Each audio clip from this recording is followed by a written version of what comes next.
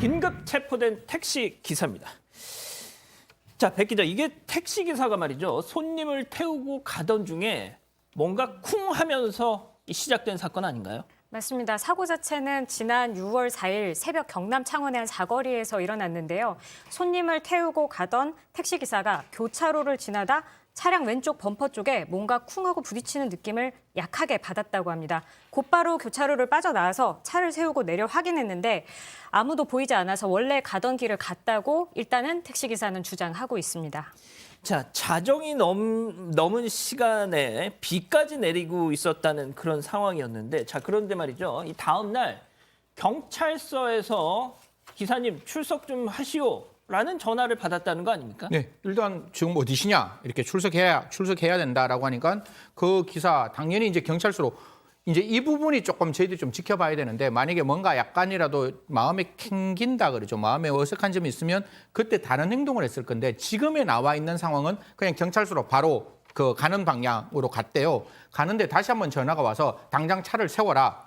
라고 이야기를 해서 그 경찰서 400m 앞에서 그 경찰관의 말에 따라 자동차를 딱 세우니 자동차를 세우자마자 경찰이 와서 이 부분도 저희들이 좀 살펴봐야 되는데 체포하는 과정에서 어떠한 이유 없이 수갑을 채웠다라는 이야기가 나오고 있습니다. 자, 정리하자면은 경찰서에서 출석을 하라고 해서 차를 몰고 경찰서로 가고 있었습니다. 이 택시 기사가. 자, 그런데 다시 전화가 와서 거기서 스톱! 잠깐만 대기하고 계세요라고 해서 일단 대기하고 있었는데 갑자기 경찰들이 오더니 당신을 긴급 체포합니다. 라고 했다는 겁니다.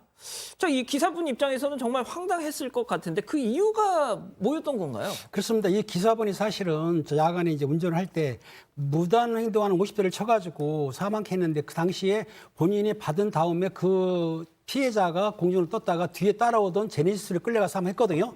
그러니까 경찰에서는 그 당시에 이분이 신고를 안 했어요. 그러니까 사망한 사람을 발견한 다음에 택시하고 차가 뺑소니 차구나 싶어서 조회를 해가지고 인적사항을 확인했거든요. 그러면 변호사님 아시다시피 뺑소니 사건은 무기나 5년 이상이에요. 처벌을. 그러니까 긴급체포 요건은 3년 이상 되니까 체포한 건데 왜 그랬냐면 이 사람이 출두하는 도중에 도주할 수도 있고 안 들어올 수 있지 않습니까? 겁이 나서 아니면은 또 이런 분들이 혹시 마음이 약한 분들은 겁이 나니까 또 극단적 선택할 수도 있어요. 근데 그걸 예방하기 위해서 그 차를 대기시켜 놓고 형사가 가가지고 체포를 했는데 이 뺑소니 사건은 각 경찰서마다 실정수사 전담반이 있거든요. 그 형사들이 판단을 하건데 도주하고 갔다 싶어서 체포를 했던 거죠.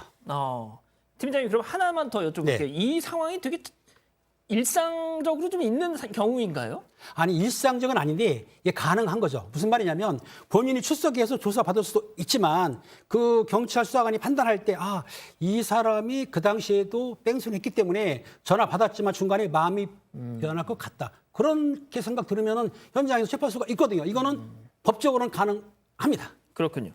자, 그런데 여기서 궁금한 것이 그 택시 기사의 이 행동입니다. 자, 차량 사진 한번 좀 보여주시죠.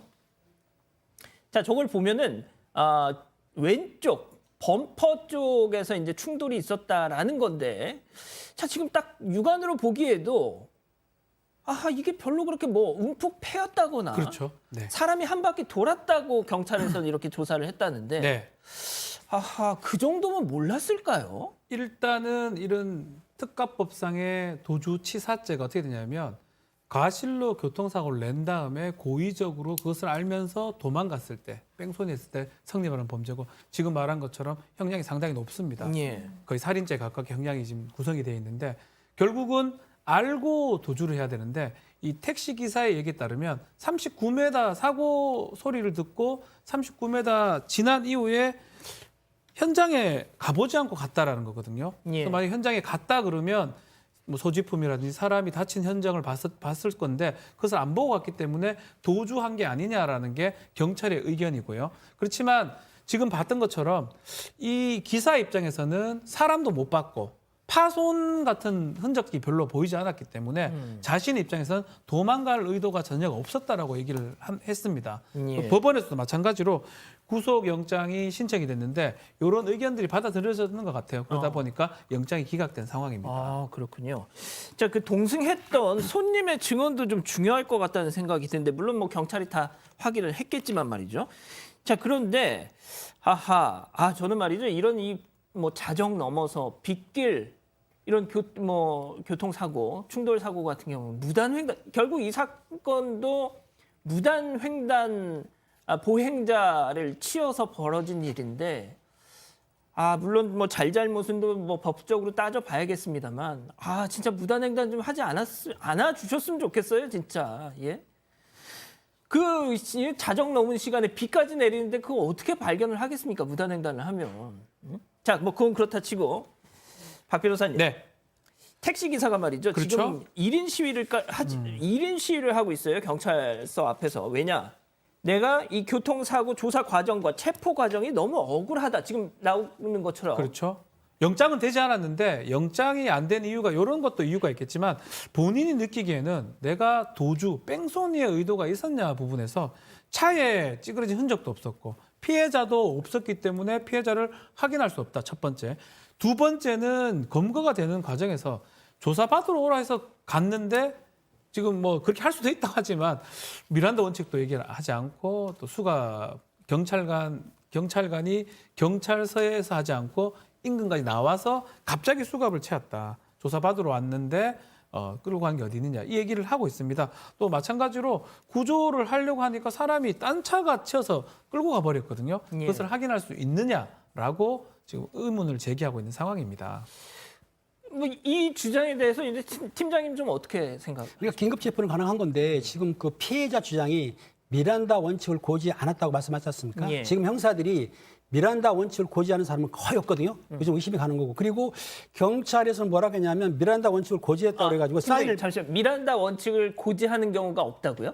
고지하는 경우, 않는 경우가 없다는 않는 얘기죠. 경우가 몰랐 없다. 소리. 그렇죠. 예, 그렇죠.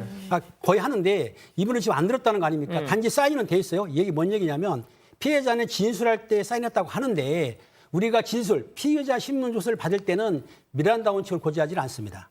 그 진술 거부권은 이제 고지를 하죠. 하지만 체포 시에는 미란다 원칙을 고지했는데 아마 이분이 잘못 생각하지 않나 싶은데 어떻든 사인에는 미란다 원칙을 고지했다고 본인이 사인했기 때문에 그러니까 팀장님 말씀은 아무리 정신이 없어도 형사들이 누군가를 이렇게 체포할 때 그걸 까먹을 리는 없다. 그렇죠. 저희 같은 경우에 범인을 체포할 때 격투하고 나서도 미란다 원칙을 고지하는데 이분은 격투도 안 해요. 서에 세워 있는 차한테 가가지고 순순히 내리서하고 찍은 거 아닙니까? 그럼 당연히 미란다 원칙 고지하는 거는 기본 중에 기본이거든요. 근데 이분이 미란다 원칙 고지 안 했다고 말하는 거는 일단은 미란다 원칙 서류에는 사인이 돼 있어요. 그래서 이 말에 대해서는 조금 조사를 진위를 확인해 봐야 될 것 같아요. 팀장님 그러면은 현역 때 네. 그 미란다 원칙을 딱 그 체포하시면서 고지할 때 그 톤으로 한번 좀 말씀 좀 해주실 수 있나요? 당신은 무슨 죄로 체포합니다. 그 신분증 어떻게 꺼내거든요. 예. 먼저 죄송합니다. 신분증 하나 주시겠어요?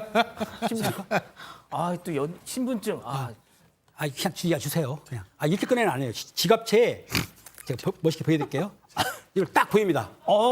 당신은 무슨 부터로 체포합니다. 당신은 진술을 거부할 권리가 있고 변호사를 선임할 권리가 있습니다. 이건 기본적으로 들어가는 거예요. 근데 그 말을 할 때 좀 멋있게 하죠. 예. 어깨를 쫙 피면서 상대방을 위압을 주면서 딱 한 다음에 체포를 하는 거죠. 아니면 체포한 뒤에 즉시 꺼내가지고 보여주면서 그렇게 말을 해야 돼요. 요거는 형사들이 들어오게 되면 아니면 경찰 들어오게 되면은 당연히 교육도 하고 수십 번 하기 때문에 이거를 빼먹는 경찰이 있다? 그렇다고 한다면 경찰 옷을 벗어야죠. 예. 참고로 저 지갑은 박지훈 변호사님 지갑입니다. 변호사 신분증도 안에 있습니다. 알겠습니다. 고지한다 그랬는데. 자, 그 승현님 아까 뭐 말씀하실 거 있다고 손 드셨는데. 사실 이게 긴급 체포를 하는 과정, 그다음에 긴급 체포에서 적법성의 확보는 굉장히 중요한 거잖아요. 그래서 제가 아까 이야기할 때 원래 긴급 체포를 하려면 도주하거나 도주할 우려, 그다음에 증거 인멸의 우려가 있어야 되는데 지금 이 운전자가 다음 날 출석 요구를 받고 경찰서로 가는 과정이었기 때문에 과연 그 순간에 도주 우려가 있었을까라는 거는 법원의 입장에서는 한번 들여다봤을 거다라는 말씀을 드릴 수밖에 없고 사실 미란다 원칙이라는 게 영화에서 보면 진술 거부권이라고 하는 형사소송법상에 있는 이야기도 하지만 가장 중요한 거는 긴급 체포의 이유, 범죄의 사실, 변호사 선임권 이런 걸 구체적으로 좀 알려줘야 되는데 그런 부분들을 구체적으로 저는 당연히 저 팀장님 말씀대로 본능적으로 그건 알렸을 거라고 생각을 해요. 알렸을 거라고 생각하는데 지금 이제 사인하는 과정에 사인도 있다라고 하니까 그 과정을 좀 구체적으로 좀 살펴봐야 예. 되지 않느냐. 앞으로도 이런 여러 가지의 그 형사 절차에 있어서 가장 중요한 거는 적법 절차가 지켜지지 않으면 분명히 처벌받아야 되는 피의자가 처벌받지 않고 세상으로 나올 수 있는 가능성이 있으니까요. 지금 대법원 판례를 보면 더더욱 적법 절차를 강화하고 있는 그런 어떤 경향의 판례들이 많이 나오니까요. 예, 예. 이런 부분에 대해서는 조금 제대로 더 열심히 들여다봐 주셨으면 좋겠다는 말씀드리겠습니다. 예, 알겠습니다. 자, 이 피해자가 그러니까 이제 무단 횡단을 하다 사망한 이 피해자가 경찰관 가족이었다라는 점이 나중에 또 드러나면서 이 기사분께서는 아, 경찰은 왠지 한 가족이다 이런 생각을 하셨는지 그래서 내가 더 불이익을 받는 것 같다 이런 주장을 펴고 있더라고요. 네, 실제로 경찰관의 가족은 맞다고 합니다. 사망한 피해자는 다른 지역 경찰서에 근무하는 직원의 부친은 맞는데 사건 처리와는 무관하다고 경찰은 지금 밝히고 있습니다. 게다가 지금 혐의가 뺑소니 사망 사고잖아요. 그러다 보니까 긴급 체포와 차량 증거 확보 명령을 내린 상태였는데 조사관이 잦은 출석 전화를 하면서 지금 혼선이 생겼을 뿐이다. 이렇게 설명하고 있습니다. 예, 오해겠죠. 자, 알겠습니다. 우리 가족 여러분들이 박지훈 변호사 왜 이렇게 카드가 많냐고. 카드가 3개 있습니다. 3개. 아, 3개 있습니까? 예. 오해하셨군요. 알겠습니다. 신분증입니다. 예. 신분증. 알겠습니다.